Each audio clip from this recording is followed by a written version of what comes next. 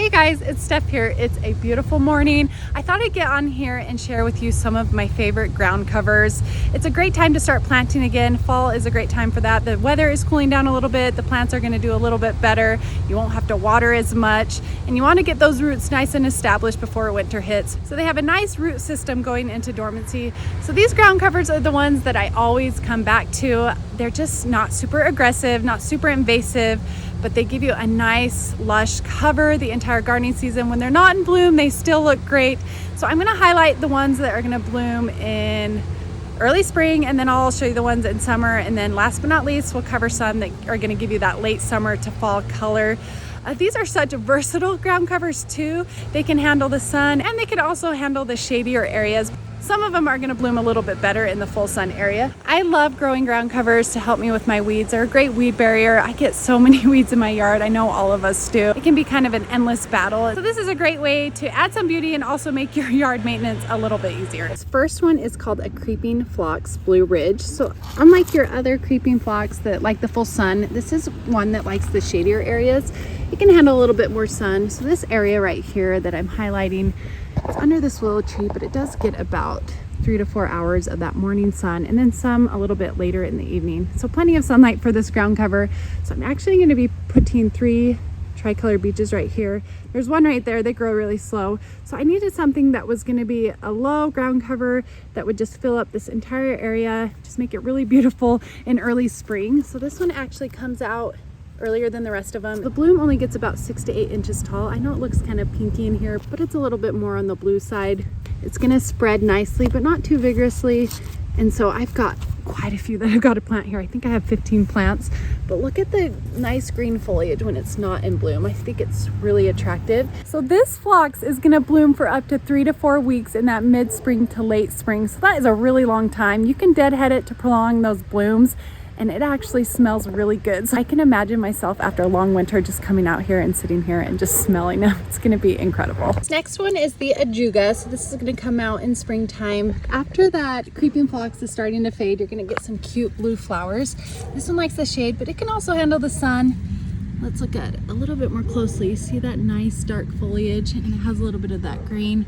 This also gets about 3 to 4 hours of that morning sunlight. This one doesn't get very tall, only about 3 inches tall, and it spreads a little bit more slowly, and so you can plant them pretty close together. So there are a lot of different types of Ajuga out there. It's also known as BugleWeed. I hope I pronounced that correctly. This is the chocolate chip variety. It looks great in between pavers. I had some stepping stones I found in my yard, so I had some issues. I thought it was getting watered right here. I had this Ajuga all lined it throughout here, so they died off. So I've got to go buy a few more. They're actually really cheap, and I'm gonna plant some more and make sure I keep them watered this time. But once they're established, they're more on the drought tolerant side, and they're one of the toughest ground covers you can plant. This next one I'm gonna highlight is one of my favorites. It's the ladies mantle. So it's cold hardy down to zone 3 to 7, but I love the foliage on this one. So it does get a little bit taller. I have another one right there, but it's so great for edging your borders. So I'm gonna just let him go crazy and let him fill up this entire front area.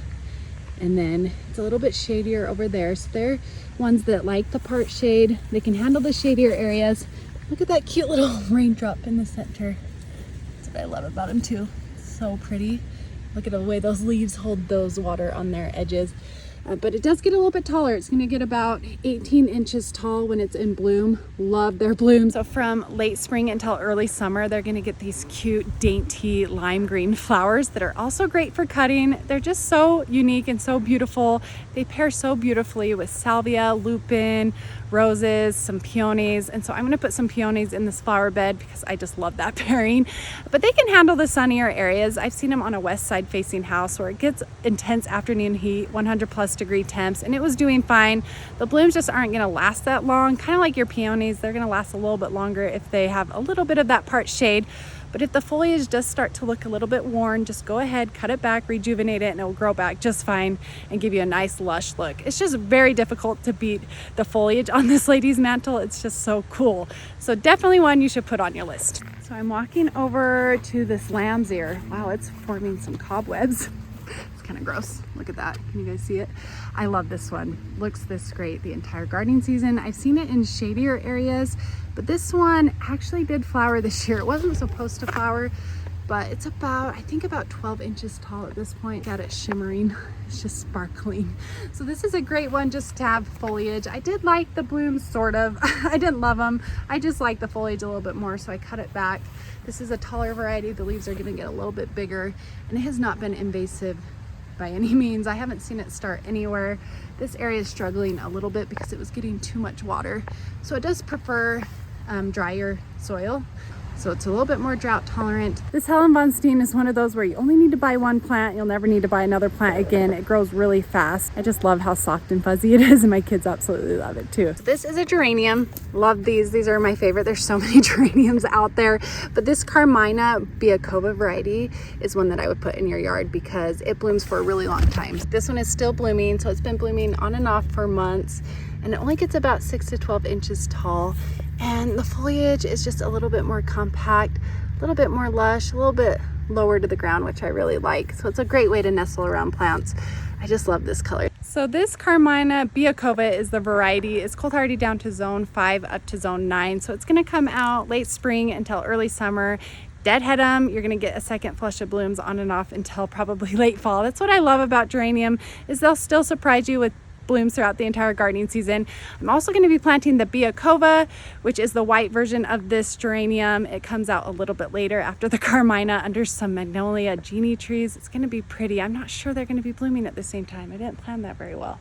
I just realized it's going to come out later than my magnolias. I might have to switch those up, but another beautiful one, cute white dainty flowers, low growing like this Carmina, and it's cold hardy down to zone 5. Okay, so this is the Rosanne geranium. This is the one I'm gonna go crazy with.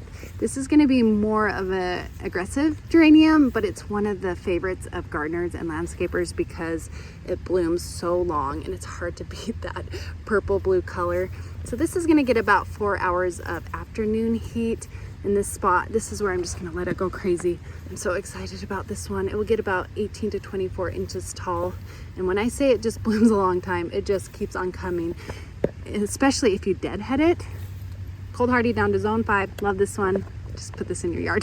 So geranium just look great in masses. They look great with hydrangeas. They're really great for your cottage garden with roses. So many ways to pair them. If you do put them in a shadier area, they're not going to bloom as much, but that foliage is going to be really attractive, and they're more drought tolerant once established. Once they're established, they just take off. You can lift and divide them, spread them throughout your yard. Now we're heading into your late summer to fall color ground cover. This is the hardy Plumbago, hardy down to zone 5. Look at these blue flowers.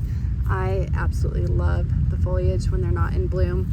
This is a tough one because it can handle shadier areas and the full sun area. This gets sun all day long. They get about 12 inches tall and they bloom a really long time. So I'm actually going to transplant some of these and put them around my incredible hydrangeas where the annuals are really struggling. The fall color on this hardy Plumbago is outstanding. It turns red. I cannot say enough good things about this hardy Plumbago. It is so tough, super drought tolerant, and it grows fairly quickly, but not invasive like I am showing you with all of these ground covers. I have lifted and divided them all over my yard. They transplant really well. They're great to share with your friends and neighbors. Just love this one. Last but not least, we've got our fall anemone. So I just barely planted these. Look how many blooms want to pop out. That's another thing that I love about anemone. They are just prolific bloomers, and it's just so exciting when you see these and you know they're going to come out into a beautiful flower, especially in that late summer to fall. I would probably plant anemone in an area where they can really spread, but this is the Pocohontas variety. So look how cute these are. And so they have a nice low growing form right here. There's so many different sizes. This is one that's going to get about 18 to 20 inches tall with those blooms. The foliage will probably only get about 12 inches tall. So I'm going to let it naturalize in this area, but it can stay contained right here. And it's hard to beat the anemone during the fall time.